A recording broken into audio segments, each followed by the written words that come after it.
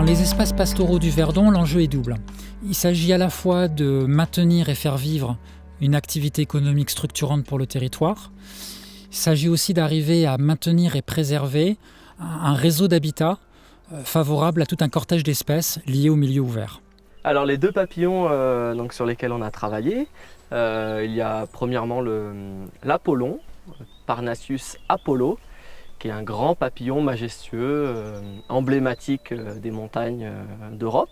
Et le deuxième, c'est le semi-Apollon, donc son cousin, Parnassus mnemosine, et qui est aussi un papillon d'altitude. Et donc ces deux espèces, elles restent encore bien représentées dans les Alpes du Sud et notamment dans le Verdon. Mais ça reste des espèces qui sont menacées, qui ont vu leurs effectifs et leur répartition régresser de manière très importante.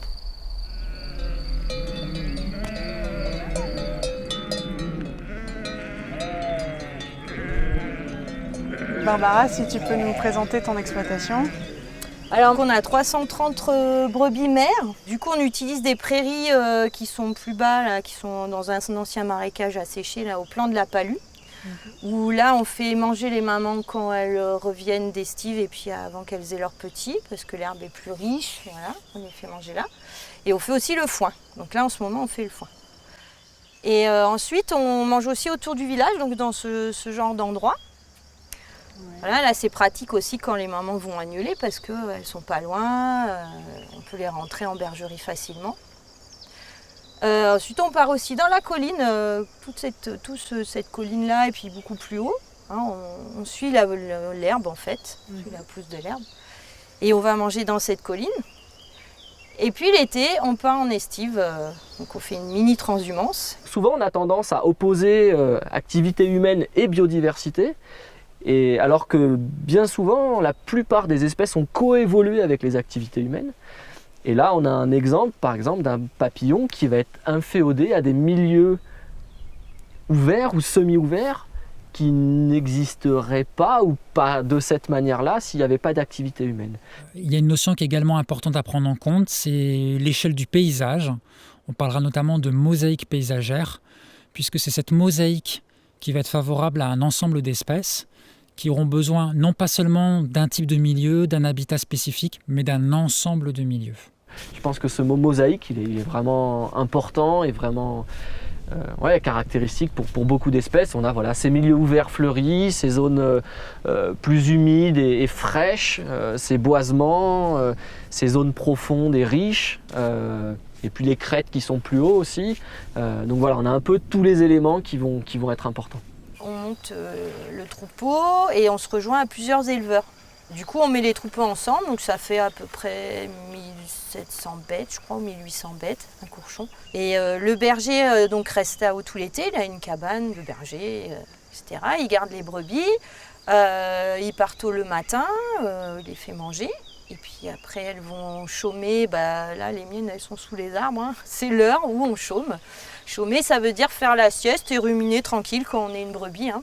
Donc elles vont se poser. C'est souvent dans des endroits, c'est toujours un peu les mêmes. Ça s'appelle des couchades. Sur un milieu comme celui-ci, où on voit qu'on a une couchade, donc là où les bêtes viennent se reposer dans la journée, par exemple, on a une belle densité de papillons. Comment tu l'expliques ? En fait, ce qui se passe, c'est que quand on a dans ces milieux de montagne, globalement, l'apport en éléments nutritifs pour le sol, il est quasiment inexistant. Et donc, à partir du moment où on va emmener un troupeau, on va emmener des bêtes en montagne, on va enrichir le sol. Et donc, on va faire qu'on ait un sol plus profond, plus favorable, plus riche, ce qui peut être très négatif pour les milieux, mais ce qui peut être aussi positif dans une certaine mesure. Et là, par exemple, on a un très bel exemple de lisière arborée. Et donc ça, en fait, c'est vraiment favorisé et lié au pâturage, à la présence de bêtes et de moutons. Hein. Et ce milieu, ces moutons vont favoriser la présence de la plante hôte du papillon, la corydale, et puis vont permettre aussi le maintien d'espaces ouverts. Donc en fait, on réouvre certains milieux parce que du coup, c'était pas forcément, il y avait plus beaucoup d'éleveurs, donc ça s'est refermé pas mal à certains endroits. Donc il y a plusieurs techniques. La première utilisée, déjà il y a l'entretien. des parcelles par le pâturage. Ouais. Mais bon, parfois ça suffit pas. Des pâtures qui ont été pas du tout entretenues pendant 40 ans, c'est complètement fermé. Et du coup là, on passe au gyrobroyage. Donc ça permet de rouvrir des parcelles qui avant étaient des parcelles pâturées, mais qui se sont refermées. On sait, et des études ont montré que par exemple pour le semis-apollon, c'est un papillon qui ne va pas traverser des milieux complètement fermés et complètement forestiers.